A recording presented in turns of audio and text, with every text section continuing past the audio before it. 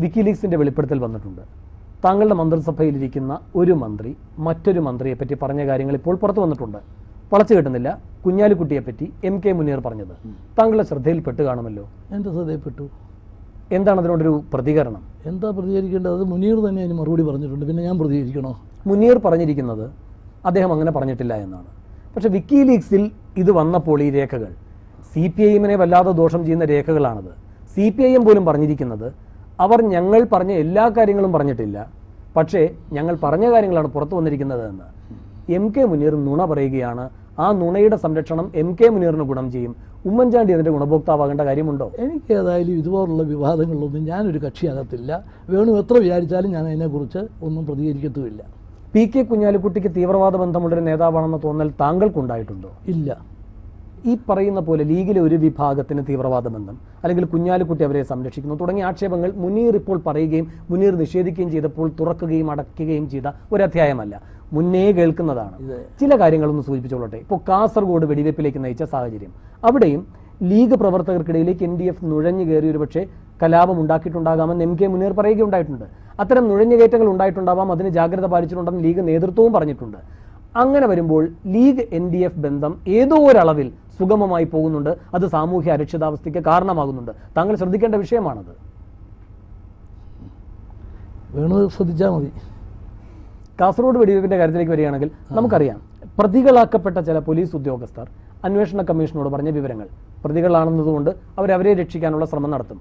പക്ഷേ crime branch CID ഉൾപ്പെടെയുള്ളവർ പ്രതികളല്ലല്ലോ.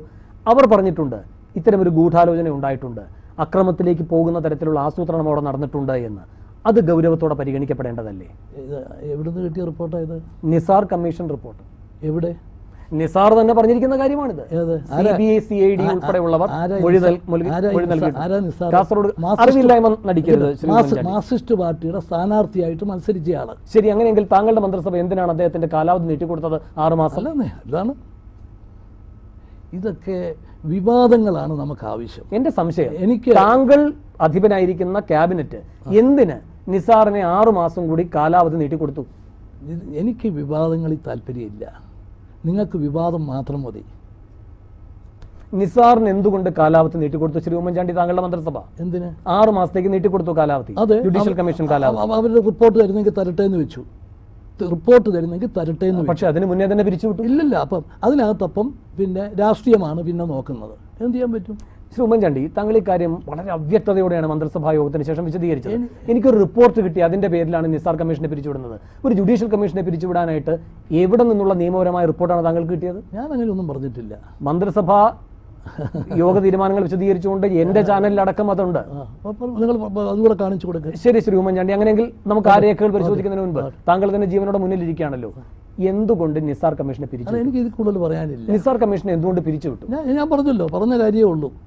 അത് പിന്നെ ഗവൺമെൻറ് പരിശോധിച്ചിട്ട് ആ കമ്മീഷൻ്റെ പ്രവർത്തനം തുടർന്നു പോകുന്നത് ആവശ്യമില്ല എന്ന് ബോധ്യമായി. അതുകൊണ്ട് ഹൈക്കോടതിയിൽ ഇപ്പോൾ ആ അപ്പീൽ പിൻവലിക്കുകയും ചെയ്തിട്ടുണ്ട്. CBI അന്വേഷണം വേണ്ടത്രയും ഗുരുതരമായിരുന്നു കാസർഗോഡ് വെടിവെപ്പ് എന്ന കാഴ്ചപ്പാട് എന്തുകൊണ്ട് താങ്കളുടെ മന്ത്രിസഭയ്ക്ക് എന്തുകൊണ്ടാണ് കാസർഗോഡ് വെടിവെപ്പ് CBI അന്വേഷണം തന്നെ നടത്തേണ്ടതുണ്ട് എന്ന നിലയിലുള്ള കാഴ്ചപ്പാടുള്ളത്? കഴിഞ്ഞ സർക്കാരിന്റെ കാലത്ത് അവർ അപ്പീൽ പോയിരുന്നു. ആ അപ്പീൽ താങ്കളുടെ മന്ത്രിസഭ തീരുമാനിക്കുകയും പിൻവലിക്കുകയും ചെയ്ത് CBI അന്വേഷണം ഇപ്പോൾ പ്രാബല്യത്തിലേക്ക് വരികയാണ്. അതിനെക്കുറിച്ച് എനിക്ക് വ്യക്തമായിട്ട് അറിയത്തില്ല. പക്ഷെ താങ്കളുടെ മന്ത്രിസഭയുടെ തീരുമാനമാണത്. ഏത്? അപ്പീൽ പിൻവലിക്കാനുള്ള തീരുമാനം. നിസാർ കമ്മീഷനെ പിരിച്ചുവിടുന്നു, അപ്പീൽ പിൻവലിക്കുന്നു ഹൈക്കോടതിയിലെ. അതിന്റെ ഭാഗമായി CBI അന്വേഷണം വരാൻ പോവുകയാണ്. ഇത്ര ഗുരുതരമായിരുന്നു കാസർഗോഡ് ആ സംഭവങ്ങളെന്ന് താങ്കളുടെ മന്ത്രിസഭ കരുതുന്നതുകൊണ്ടാണോ അത്? അല്ല, അന്ന് ഞാൻ വിശദീകരിച്ചിട്ടുണ്ട്. ആ കമ്മീഷൻ പിന്നെ വേണ്ട എന്ന് വെക്കാനുണ്ടായ സാഹചര്യം അന്ന് വ്യക്തമാക്കിയിട്ടുണ്ട്. ഈ വിഷയങ്ങളെല്ലാം നമ്മുടെ സാമൂഹ്യ അരക്ഷിതത്വം വർദ്ധിപ്പിക്കുന്ന അല്ലെങ്കിൽ സമുദായ മൈത്രിയെ ബാധിക്കുന്ന തരത്തിലേക്ക് പോകുന്നതാണ്. നാം ഗൗരവത്തോടെ അന്വേഷിക്കേണ്ട വിഷയങ്ങളാണ്. അത് വേണുവിന്റെ അഭിപ്രായമാണ്. MK മുനീർ നിഷേധിക്കാത്ത കാര്യമുണ്ട് ഇതിനകത്ത്. MK മുനീർ നിഷേധിക്കാത്ത ചില കാര്യങ്ങളുണ്ട്. NDF എന്ന സംഘടന ഇവിടെ സിമി പോലെയുള്ള പണ്ട് തീവ്രവാദ സ്വഭാവം ഉണ്ടായിരുന്നവർ പ്രവർത്തിച്ചുകൊണ്ട് ഇവിടെ ചെറുതും വലുതുമായ സ്ഫോടനങ്ങൾ നടത്തുന്നു. അൽഖയ്ദയുമായൊന്നും ബന്ധമുണ്ടാവില്ല, പക്ഷെ സംസ്ഥാനത്തിനകത്തും പുറത്തും അവർ സ്ഫോടന പരമ്പര ഉണ്ടാക്കുന്നു തുടങ്ങിയിട്ടുള്ള ആക്ഷേപങ്ങളുണ്ട്. അതുൾപ്പെടെ പരിഗണിച്ചുകൊണ്ടാണോ ഈ CBI അന്വേഷണം? അല്ല, ഞാൻ ചോദിക്കുന്നത്, ഇതിപ്പം വേണുവിന് കുറേ വിവാദങ്ങൾ വേണം, അതിനെന്നെ കിട്ടത്തില്ല. വളരെ വ്യക്തമാണ്. മാറാട് കലാപവുമായി ബന്ധപ്പെട്ടും ഇപ്പോൾ എന്തായാലും ഒരുപാട് വിവാദങ്ങൾ ഉണ്ടായിട്ടുണ്ട്. കഴിഞ്ഞ സർക്കാരിന്റെ കാലത്ത് താങ്കൾ സൂചിപ്പിക്കുകയുണ്ടായി, കഴിഞ്ഞ സർക്കാർ എവിടെ നിർത്തിയോ അവിടെ നിന്ന് തുടരുകയാണ് വികസന സംരംഭങ്ങളിലെ താങ്കളുടെ മന്ത്രിസഭയുടെ പ്രവർത്തന രീതിയെന്ന്. 6 തവണയാണ് കേന്ദ്ര സർക്കാരിന് മാറാട് CBI അന്വേഷണം ആവശ്യപ്പെട്ട് LDF സർക്കാർ കത്തയച്ചത്. ഈ സർക്കാർ ആ വിഷയത്തിൽ എന്ത് തുടർ നടപടി കൈക്കൊള്ളും? അതെനിക്ക് പരിശോധിക്കാതെ പറയാനൊക്കത്തില്ല. ഇപ്പോൾ കാസർഗോഡിന്റെ കാര്യത്തിൽ CBI അന്വേഷണം തന്നെ വേണം, അതാണ് അഭികാമ്യമെന്ന നിലപാടെടുത്ത സർക്കാരാണ് താങ്കളുടേത്. മാറാടിന്റെ കാര്യത്തിൽ ശ്രീ ഉമ്മൻചാണ്ടിക്ക് നന്നായി അറിയുന്ന വിഷയമാണ്. ഇതൊക്കെ വേണു സ്വന്തമായിട്ട് പറയുന്നതിന് എനിക്ക് അതിനകത്തൊന്നും ഒരു പങ്കില്ല. 100 ദിന പരിപാടിയെക്കുറിച്ച് ഉള്ള ചർച്ചയ്ക്കെന്ന് പറഞ്ഞാണ് വന്നത്. ഇപ്പം നിങ്ങൾക്ക് കുറേ പുതിയ വിവാദങ്ങൾ വേണം, അതിനെന്നെ കിട്ടത്തില്ല, അതേ ഉള്ളൂ. ഇനി കഴിഞ്ഞില്ല ശ്രീ ഉമ്മൻചാണ്ടി, ചോദ്യം അവസാനിച്ചിട്ടില്ല.